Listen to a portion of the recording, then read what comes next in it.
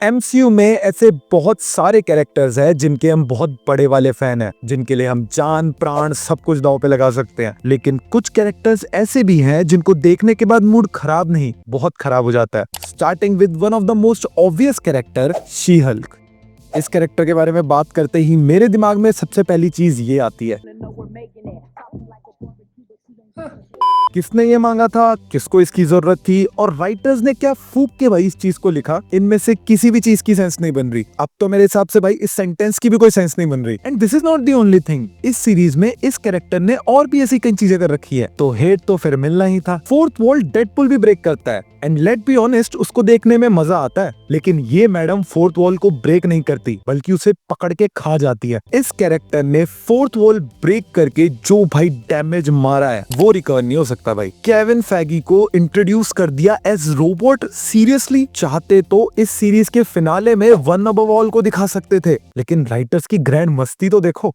इस सीरीज में character development का तो पता नहीं, बट भाई कैरेक्टर की धज्जियां जरूर उड़ाई है। No sense of villains and भाई फनी बनाने के चक्कर में इन्होंने मजाक बना दिया। साथ में ही शी हल्क को प्ले करने वाली एक्ट्रेस ने भी भाई कुछ अनसंट स्टेटमेंटें पास कर दी, जिसके बारे में हम जितना कम बात करें उतना ज्यादा अच्छा। एक जगह जहां शी हल्क ने हमारे दिल पे गहरा घाव छोड़ा, वहीं on the other hand Scarlet Witch ने उन घाव को भरने का काम किया। इसी के साथ तुम समझ चुके होगे कि अगला लिस्ट में कौन है, one of the most loved character of MCU, Scarlet Witch.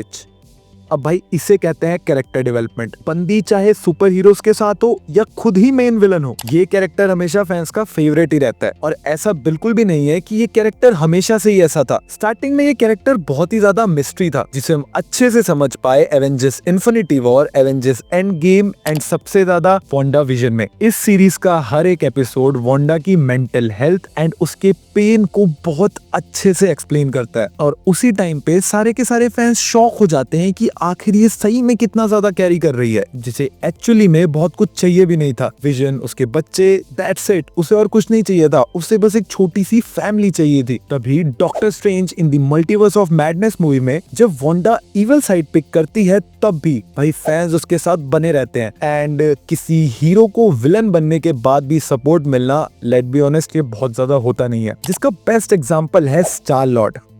इस कैरेक्टर ने जितनी गालियां इन्फिनिटी वॉर वाले टाइम पर खाई है ना, बिल्कुल डिजर्व करता है। आयरन मैन मरवा दिया यार। गार्डियंस ऑफ द गैलेक्सी के फर्स्ट पार्ट में स्टार लॉर्ड के कैरेक्टर को इंट्रोड्यूस किया गया था एज अ गूफी बॉय, जो कि कूल बनने की कोशिश तो कर रहा है, विलन्स को नाचते नाचते हरा रहा है, बट कूल तो भाई ये कहीं से नहीं है। अगर कूल होता तो 2 मिनट नहीं 30 सेकंड के लिए नहीं रुक सकता था। स्पाइडरमैन ने निकाल लिया था ऑलमोस्ट। इस कैरेक्टर को भाई अंधी गालियां पड़ी है इन्फिनिटी वॉर के बाद। मतलब कहाँ के लोगों ने नहीं, हर कंट्री के आदमी से गाली खाई है इस आदमी ने।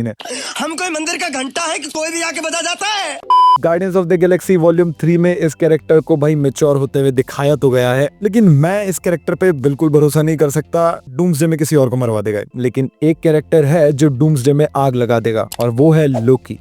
भाई इस कैरेक्टर का तो ऑरा अलग है। जब भाई विलन थे तब भी भाई सबके फैन फेवरेट थे, एंड अब जब भाई हीरो बन गए हैं तो इन्हें डायरेक्ट आरडीजे से कंपेयर किया जा रहा है। ये कैरेक्टर फैन फेवरेट नहीं रहा है, ये कैरेक्टर फैंस की अब धड़कन है। एवेंजर्स 1 में लोकी था भाई फुल विलन, लोगों को मारना, काटना, धमकाना, वही थोड़ा बहुत विलन वाली थिंग्स। बट यहाँ पे कुछ जादू हुआ। लोकी को एज विलन देख के लोग उसके फैन बन गए, जो कि मोस्टली विलन्स के कैरेक्टर्स के साथ होता नहीं है। एंड आई थिंक ये इस वजह से हुआ क्योंकि भाई के पास प्रॉपर रीजन था। हमेशा सेकंड फील करना, बाप से ना बन पाना, थॉर की छाया में रहना, ऑर्फन होना, और भी 10-12 चीजें। इतनी वजहों के साथ तो भाई कोई भी इवल बन जाए। बट देन एक शिफ्ट होता है और आती है the greatest MCU series ever. ओ भाई इस कैरेक्टर ने जो इन 2 सीजन्स में इस सीरीज में कैरेक्टर डेवलपमेंट की है, इस सीरीज का एक एक सीन ये चीज साबित करता है कि सही कंपनी आपको प्योर सेल्फिश कैरेक्टर से फैन फेवरेट सुपर हीरो बना सकती है। Big shout out to Mobius. But अभी बात हो रही है मल्टीवर्स के बादशाह लोकी की। अपनी गलतियों को देखकर लोकी का कैरेक्टर डिसाइड करता है अपना रास्ता बदलने का। जिस थ्रोन के लिए वो जिंदगी भर रोया है, वो समझ जाता है वो उसके लिए कभी बना ही नहीं था। वो तो बना था पूरे के पूरे मल्टीवर्स पे राज करने के लिए। एंड इन सब चीजों की वजह से ही लोकी है फैंस का one of the most favourite character. But एक कैरेक्टर ऐसा भी है जो जब से आया है तब से ही फैन उसको हेट करते हैं। Yes, you guessed it right. List में नेक्स्ट है कैप्टन मार्वल।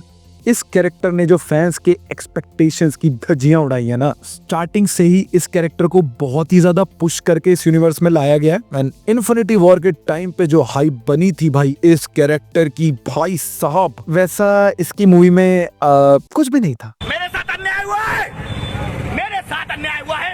स्टोरी एकदम फ्लैट, एकदम रश्ड लगती है, देखने में भी कोई मजा नहीं आता है तो फैंस को सिर्फ गुस्सा। एंड मेरे दिमाग में पर्सनली एक चीज आई कि ऐसी भी क्या मजबूरी रही होगी केविन फेगी की कि उन्होंने infinity war and end game जैसे प्रोजेक्ट्स के बीच में ये हलवा परोसा। कैप्टन मार्वल मूवी ने ही ऑलरेडी फैंस का मूड इस कैरेक्टर को लेके एकदम खट्टा कर दिया था, लेकिन फिर भी इस कैरेक्टर को सेकेंड चांस मिला द मार्वल्स मूवी में, जिसमें ये अच्छा पुल ऑफ कर सकते थे, लेकिन वो तो भाई अलग ही लेवल का कांड निकला। दुनिया का सबसे पावरफुल सुपर हीरो बैठ के गाने गा रहा है भाई। दैट्स व्हाई पहली बार में थनोस चुटकी बजा गया था। इसी इंसान के कंधों पर पूरी दुनिया का बोझ था। एंड गेम की पूरी फाइट के टाइम पता नहीं मैडम कहाँ थी, आखिरी में आ गई बस 2 मिनट के लिए, लेकिन एक बंदा था जो कि एवेंजर्स की फाउंडेशन से लेकर अभी तक हर एक फाइट में मौजूद था, एंड वो है कैप्टन अमेरिका।